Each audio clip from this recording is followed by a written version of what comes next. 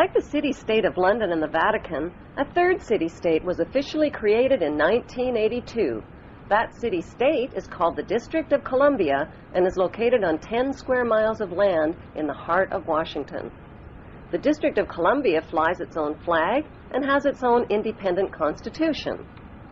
Although geographically separate, the city-states of London, the Vatican, and the District of Columbia are one interlocking empire called Empire of the City. The flag of Washington's District of Columbia has 3 red stars, one for each city-state in the 3-city empire.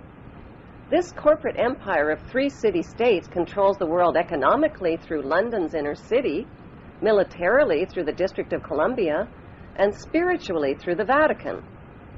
The Constitution for the District of Columbia operates under a tyrannical Roman law known as Lex Fori, which bears no resemblance to the U.S. Constitution.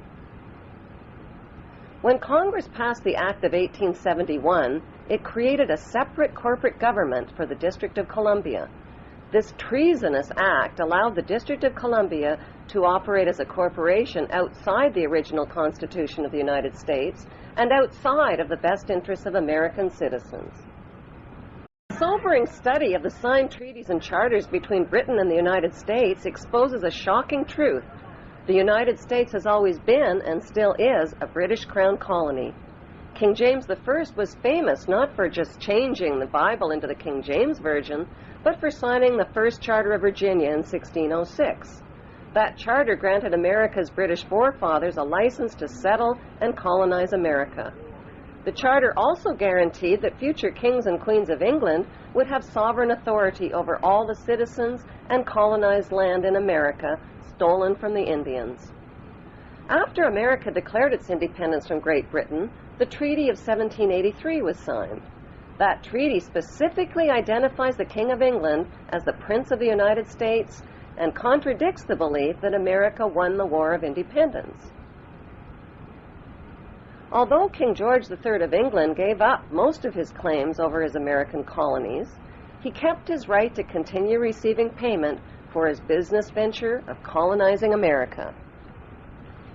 If America had really won the War of Independence, they would never have agreed to pay debts and reparations to the King of England. When Congress passed the 13th Amendment to the Constitution, the U.S. President was made subservient to the King of England. The 13th Amendment is called the Title of Nobility Amendment and forbids U.S. presidents and their officials from using royal titles like king or prince or baron. For some mysterious reason, the 13th Amendment, which was ratified in 1810, no longer appears on current copies of the Constitution. America's blood-soaked War of Independence against the British bankrupted America and turned its citizens into permanent debt slaves of the king. In the War of 1812, the British torched and burned to the ground the White House and all U.S. government buildings and destroyed ratification records of the U.S. Constitution. 1 century later, a corrupt U.S. Congress committed the biggest theft in world history. They passed Paul Warburg's Federal Reserve Act in 1913, handing over America's gold and silver reserves and total control of America's economy to the Rothschild banksters. Most Americans still believe that the Fed, or Federal Reserve, is the government. It is not. The Fed is a privately owned banking system whose majority Class A shareholders are the Rothschilds, Warburgs, Kuhn and Loeb, J.P. Morgan, Rockefeller, Israel Seif, and the Lehman Brothers. This private banking cartel is the Fed and is never audited and never pays taxes. They print and design America's money, which displays their symbols of an Egyptian pyramid, a Masonic all-seeing eye, and the words, "In God we trust." Who exactly is the God they trust? They also collect American taxpayers' money through the IRS. Then they loan it back again with interest to pay for roads, bridges, and other public. Most U.S. citizens believe that the United States is a country and that the President is the most powerful man on earth.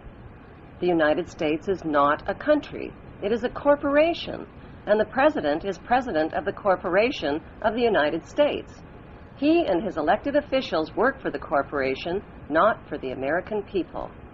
Since the United States is a corporation, who owns the corporation of the United States?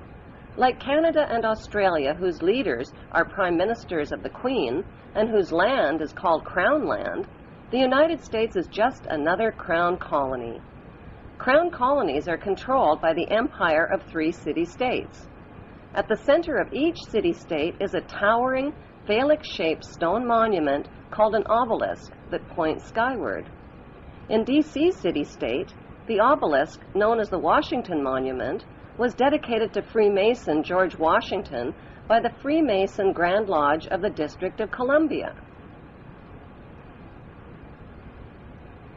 The secretive Brotherhood of Freemasons laid the Washington obelisk's cornerstone in 1848 and contributed 22 Masonic memorial stones. 250 Masonic lodges financed the Washington Monument obelisk, including the Knights Templar Masonic Order. At the heart of London city-state is a 187-ton, 69-foot-tall Egyptian obelisk called Cleopatra's Needle. It was transported from Egypt and erected on the banks of the River Thames. In Vatican City, another Egyptian obelisk towers high above St. Peter's Square.